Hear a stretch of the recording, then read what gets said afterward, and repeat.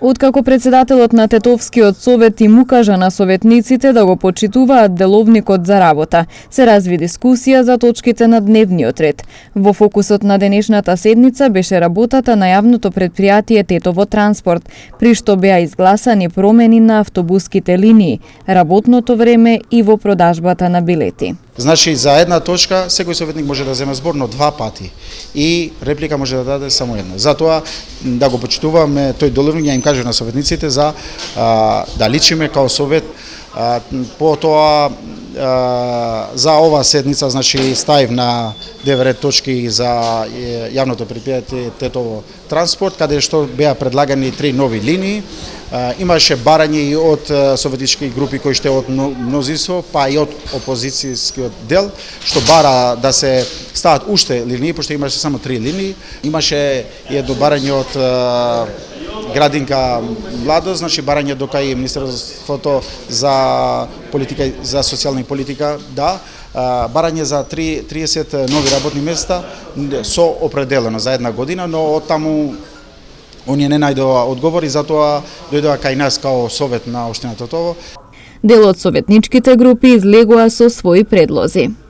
Ние како советничка група од СДСМ Тетово дадовме предлог до советот на општина Тетово да се отворат нови линии за превоз на граѓаните, да се отворат нови линии до село Фалише и до село Сарачина.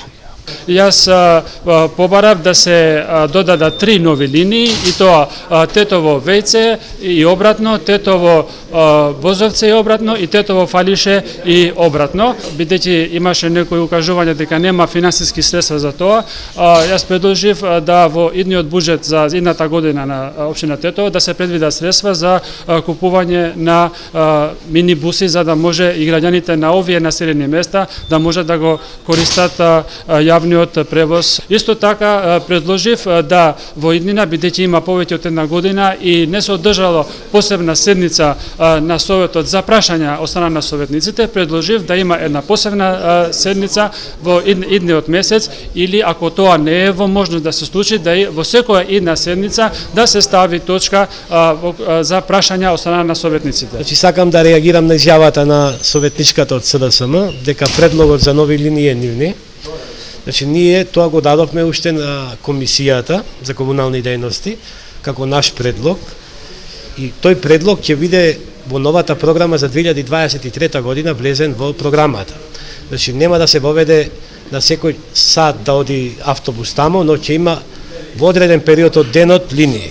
Заедно со председателот на советот, значи, побаравме од секторот за урбанизам да ги убрза постапките за легализација на објекти и секоја седница да имаме што повеќе барања за легализација на објекти, затоа што знаеме дека има барања поднесени од 2011 година и уште не се реализирани.